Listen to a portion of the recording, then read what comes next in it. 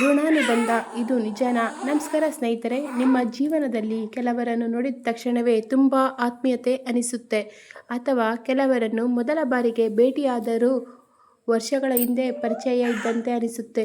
ಇನ್ನು ಕೆಲವರು ನಿಮ್ಮ ಜೀವನಕ್ಕೆ ಬಂದು ಅಪಾರ ಸಂತೋಷ ಕೊಟ್ಟು ಹೋಗಿರಬಹುದು. ಮತ್ತೆ ಕೆಲವರು ನೋವು, ದುಃಖ ಮತ್ತು ಕಷ್ಟಗಳನ್ನು ಕೊಟ್ಟಿರಬಹುದು. ಆದರೆ ಈ ಎಲ್ಲ ಸಂಬಂಧಗಳ ಹಿಂದೆ ಯಾವುದಾದರೂ ರಹಸ್ಯ ಇದೆಯಾ? ಸಾರಿ ಡಿಸ್ಟರ್ಬ್ ಆಗಿದ್ದಕ್ಕೆ. ಇದಕ್ಕೆ ನಮ್ಮ ಶಾಸ್ತ್ರಗಳು ಒಂದು ಉತ್ತರ ನೀಡುತ್ತವೆ. ಅದೇ ಋಣಾನುಬಂಧ. ಇಂದಿನ ವಿಡಿಯೋದಲ್ಲಿ ಋಣಾನುಬಂಧ ಎಂದರೇನು, ಅದರ ಬಗ್ಗೆ ತಿಳಿದುಕೊಳ್ಳೋಣ ಬನ್ನಿ. ಇದು ನಿಜವೇ? ಋಣಾನುಬಂಧ ಅನ್ನುವುದು ನಿಜವೇ? ನಮ್ಮ ಜೀವನದಲ್ಲಿ ಬರುವ ಪ್ರತಿಯೊಬ್ಬ ವ್ಯಕ್ತಿಗೂ ಇದರ ಸಂಬಂಧ ಇದೆಯೇ ಎಂಬುದನ್ನು ತಿಳಿದುಕೊಳ್ಳೋಣ ಬನ್ನಿ. ಋಣಾನುಬಂಧ ಎಂದರೇನು? ಋಣ ಎಂದರೆ ಸಾಲ, ಅನುಬಂಧ ಎಂದರೆ ಸಂಬಂಧ. ಅಂದರೆ ಹಿಂದಿನ ಜನ್ಮದಲ್ಲಿ ಉಂಟಾದ ಕರ್ಮಗಳ ಸಾಲ ಅಥವಾ ಬಾಂಧವ್ಯವೇ ಋಣಾನುಬಂಧ ಎಂದು ಹೇಳಲಾಗುತ್ತದೆ. ನಮ್ಮ ಪುರಾಣಗಳು ಮತ್ತು ಆಧ್ಯಾತ್ಮಿಕ ನಂಬಿಕೆಗಳ ಪ್ರಕಾರ ನಾವು ಹಿಂದಿನ ಜನ್ಮದಲ್ಲಿ ಮಾಡಿದ ಒಳ್ಳೆಯ ಅಥವಾ ಕೆಟ್ಟ ಕರ್ಮಗಳ ಪರಿಣಾಮವಾಗಿ ಕೆಲವು ಆತ್ಮಗಳು ಮತ್ತೆ ನಮ್ಮ ಜೀವನದಲ್ಲಿ ಬರುತ್ತವೆ. ಯಾಕೆ ಕೆಲವರು ಮರೆತಾಗುವುದಿಲ್ಲ? ಕೆಲವರ ಜೊತೆ ಕೆಲವೇ ದಿನಗಳ ಪರಿಚಯ ಇದ್ದರೂ ಅವರನ್ನು ಜೀವನ ಪೂರ್ತಿ ನೆನೆಸಿಕೊಳ್ಳುತ್ತೇವೆ. ಇದು ಕೇವಲ ಭಾವನೆಯಲ್ಲ.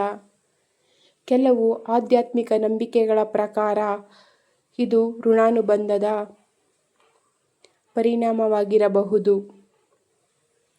ತಂದೆ ತಾಯಿ ಮತ್ತು ಮಕ್ಕಳ ಸಂಬಂಧ, ಮಗು ಯಾವ ಕುಟುಂಬದಲ್ಲಿ ಹುಟ್ಟಬೇಕು ಎಂಬುದು ಕೇವಲ ಯಾದೃಚ್ಛಿಕ ಅಲ್ಲ. ಅದು ಕೆಲವು ಗ್ರಂಥಗಳು ಹೇಳುತ್ತವೆ. ಹಿಂದಿನ ಜನ್ಮದ ಕರ್ಮ ಬಂಧದಿಂದಲೇ ಆತ್ಮಗಳು ಮತ್ತೆ ಒಂದೇ ಕುಟುಂಬದಲ್ಲಿ ಸೇರುತ್ತವೆ ಎಂದು ನಂಬಲಾಗಿದೆ. ಆದ್ದರಿಂದ ಕೆಲವು ಮಕ್ಕಳು ತಂದೆ ತಾಯಿಯೊಂದಿಗೆ ತುಂಬ ಆತ್ಮೀಯರಾಗಿರುತ್ತಾರೆ.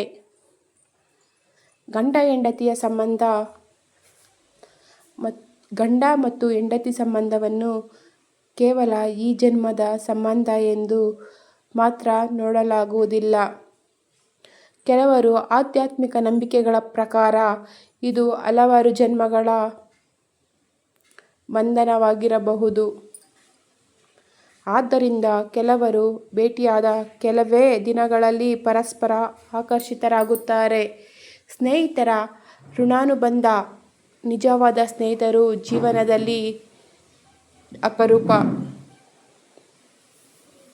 ಕೆಲವು ಸ್ನೇಹಿತರು ನಮ್ಮನ್ನು ಕಷ್ಟದ ಸಮಯದಲ್ಲಿ ಬಿಡುವುದಿಲ್ಲ. ಅಂತಹ ಸಂಬಂಧಗಳನ್ನು ಕೂಡ ಋಣಾನುಬಂಧದ ಭಾಗ ಎಂದು ಕೆಲವರು ನಂಬುತ್ತಾರೆ. ಶತ್ರುಗಳು ಋಣಾನುಬಂಧವೇ? ಇದು ಕೇಳಲು ವಿಚಿತ್ರವಾಗಬಹುದು, ಆದರೆ ಕೆಲವು ಪುರಾಣಗಳ ಪ್ರಕಾರ ಶತ್ರುಗಳು ಋಣಾನುಬಂಧದಿಂದಲೇ ಬರುತ್ತಾರೆ. ಹಿಂದಿನ ಕರ್ಮಗಳ ಫಲವಾಗಿ ಕೆಲವರು ನಮ್ಮ ಜೀವನದಲ್ಲಿ ಸಮಸ್ಯೆಗಳನ್ನು ಸೃಷ್ಟಿಸಬಹುದು. ಯಾಕೆ ಕೆಲವರು ನೋವು ಕೊಡುತ್ತಾರೆ?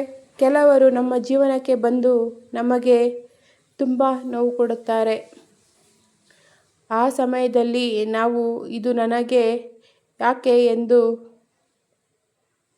ಯೋಚಿಸುತ್ತೇವೆ. ಆಧ್ಯಾತ್ಮಿಕ ದೃಷ್ಟಿಯಲ್ಲಿ ನೋಡಿದರೆ ಅದು ಹಿಂದಿನ ಕರ್ಮದ ಫಲವಾಗಿರಬಹುದು ಎಂದು ಹೇಳಲಾಗುತ್ತದೆ.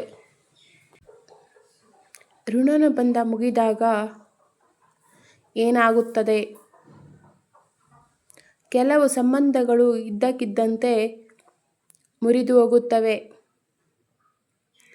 ಎಷ್ಟೇ ಪ್ರಯತ್ನ ಮಾಡಿದರೂ ಮತ್ತೆ ಮೊದಲಿನಂತಾಗುವುದಿಲ್ಲ.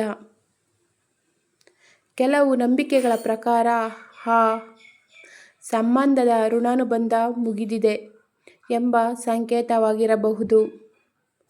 ಪ್ರಾಣಿಗಳ ಜೊತೆಗೂ ಋಣಾನುಬಂಧ ಇದೆಯೇ? ಕೆಲವರು ತಮ್ಮ ಸಾಕು ಪ್ರಾಣಿಗಳ ಜೊತೆ ತುಂಬ ಆತ್ಮೀಯವಾಗಿರುತ್ತಾರೆ. ನಾಯಿ, ಬೆಕ್ಕು ಅಥವಾ ಇತರ ಪ್ರಾಣಿಗಳ ಜೊತೆ ವಿಶೇಷ ಬಾಂಧವ್ಯ ಬೆಳೆಯುತ್ತದೆ. ಕೆಲವರು ಇದನ್ನು ಋಣಾನುಬಂಧದ ಒಂದು ರೂಪ ಎಂದು ನಂಬುತ್ತಾರೆ. ಋಣಾನುಬಂಧದಿಂದ ಮುಕ್ತಿ ಹೇಗೆ? ಶಾಸ್ತ್ರಗಳ ಪ್ರಕಾರ ಒಳ್ಳೆಯ ಕರ್ಮ, ದಾನ, ಧರ್ಮ, ಭಕ್ತಿ ಮತ್ತು ಕ್ಷಮೆ ಇವುಗಳಿಂದ ಕರ್ಮದ ಬಂಧನ ಕಡಿಮೆಯಾಗುತ್ತದೆ ಎಂದು ಹೇಳಲಾಗಿದೆ. ಇತರರಿಗೆ ನೋವು ಕೊಡದೆ ಬದುಕುವುದು ಅತ್ಯುತ್ತಮ ಮಾರ್ಗ ಎಂದು ತಿಳಿಸಲಾಗಿದೆ. ಗರುಡ ಪುರಾಣ ಏನು ಹೇಳುತ್ತದೆ? ಗರುಡ ಪುರಾಣ ಪ್ರಕಾರ ಆತ್ಮ ಮತ್ತು ಕರ್ಮಗಳ ಸಂಬಂಧದ ಬಗ್ಗೆ ಹಲವು ವಿವರಣೆಗಳು ಕಂಡುಬರುತ್ತವೆ. ನಾವು ಮಾಡುವ ಪ್ರತಿಯೊಂದು ಕರ್ಮಕ್ಕೂ ಫಲವಿದೆ ಎಂದು ಅದರಲ್ಲಿ ತಿಳಿಸಲಾಗಿದೆ. ಜೀವನದಲ್ಲಿ ಕಲಿಯಬೇಕಾದ ಪಾಠ ಋಣಾನುಬಂಧದ ಕಲ್ಪನೆ ನಮಗೆ ಒಂದು ಮುಖ್ಯ ಪಾಠ ಕಲಿಸುತ್ತದೆ. ನಮ್ಮ ಜೀವನದಲ್ಲಿ ಬರುವ ಪ್ರತಿಯೊಬ್ಬ ವ್ಯಕ್ತಿಯಿಂದಲೂ ಏನಾದರೂ ಕಲಿಯಬೇಕು. ಒಳ್ಳೆಯವರಿಂದ ಸಂತೋಷ ಸಿಗುತ್ತದೆ, ಕೆಟ್ಟವರಿಂದ ಅನುಭವ ಸಿಗುತ್ತದೆ. ಎರಡೂ ಜೀವನಕ್ಕೆ ಅಗತ್ಯ. ಸ್ನೇಹಿತರೆ, ಋಣಾನುಬಂಧ ಎಂಬುದು ಆಧ್ಯಾತ್ಮಿಕ ಮತ್ತು ಧಾರ್ಮಿಕ ನಂಬಿಕೆಯ ಒಂದು ಭಾಗ ಅಷ್ಟೇ. ಇದನ್ನು ನಂಬುವುದು ಅಥವಾ ನಂಬದಿರುವುದು ಪ್ರತಿಯೊಬ್ಬರ ವೈಯಕ್ತಿಕ ಆಯ್ಕೆ. ಆದರೆ ನಮ್ಮ ಜೀವನದಲ್ಲಿ ಬರುವ ಪ್ರತಿಯೊಂದು ಸಂಬಂಧಕ್ಕೂ ಒಂದು ಅರ್ಥ ಇರಬಹುದು ಎಂಬ ಸಂದೇಶವನ್ನು ಇದು ನೀಡುತ್ತದೆ. ನೀವು ಋಣಾನುಬಂಧವನ್ನು ನಂಬುತ್ತೀರಾ? ನಿಮ್ಮ ಅಭಿಪ್ರಾಯವನ್ನು ಕಮೆಂಟ್ನಲ್ಲಿ ತಿಳಿಸಿ. ಈ ವಿಡಿಯೋ ಇಷ್ಟ ಆದರೆ ಲೈಕ್ ಮಾಡಿ, ಶೇರ್ ಮಾಡಿ ಮತ್ತು ಶಿವಲೋಕ ಚಾನಲ್ನ ಸಬ್ಸ್ಕ್ರೈಬ್ ಮಾಡೋದನ್ನು ಮರಿಬೇಡಿ. ಧನ್ಯವಾದಗಳು. ಹರ ಹರ ಮಹಾದೇವ.